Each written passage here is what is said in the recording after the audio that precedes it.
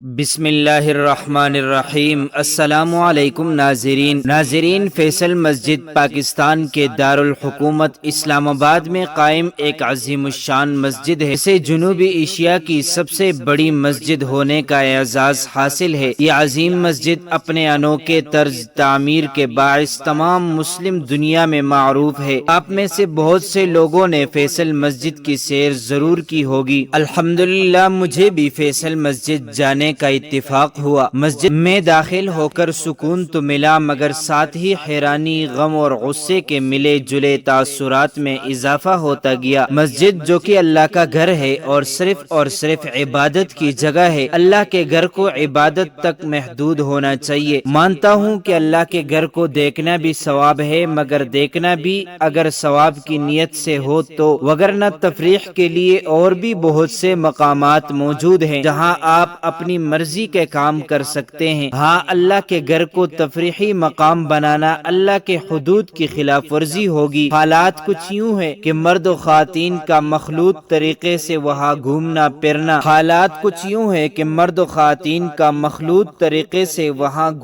پھرنا مجھے ایک آنکھ نہ بایا۔ باہر ایک نوٹس بورڈ لگا ہوا ہے جس پر لکھا ہے کہ خواتین شرعی پردے میں رہیں۔ بس اس بورڈ لگانے کے بعد مسجد کی انتظامیہ کی زندگی سفل ہو جاتی ہے، ذمہ داری ختم۔ اس بورڈ کو پڑھنے بنا اندر جانے والی عام اور خاص کے حالات کی منظر کشی کرنا چاہوں گا۔ پہلے میں نے سوچا کبوتر کی طرح آنکھیں بند کر کے گزرتا جاؤں بس، پھر سوچا نہیں، یہ آنکھیں کھولنے کا مقام ہے، بند کرنے کا نہیں۔ مسجد میں خواتین شرعی پردہ تو درکنار، دوپٹے سے بھی کنارہ کرتی نظر آتی ہیں۔ چار سو پھیلے مرد و خواتین مسجد کے اندر پردے کی دھجیاں بکھیرتے نظر آتے ہیں۔ چادر دوپٹہ سے عاری خواتین ننگے سر، کھلے ہوئے گریبان اور گھٹنوں تک پاجامہ چڑھائے ٹائٹ جینز پہنے مسجد میں ایسے گھومتی نظر آتی ہیں جیسے شادی حال میں ولیمہ کھانے آئی ہوں۔ گرمیوں میں تو لباس اور بھی مختصر یا باریک کہہ لیں ہو جاتا ہے۔ ان کے ساتھ آئے ہوئے بے حس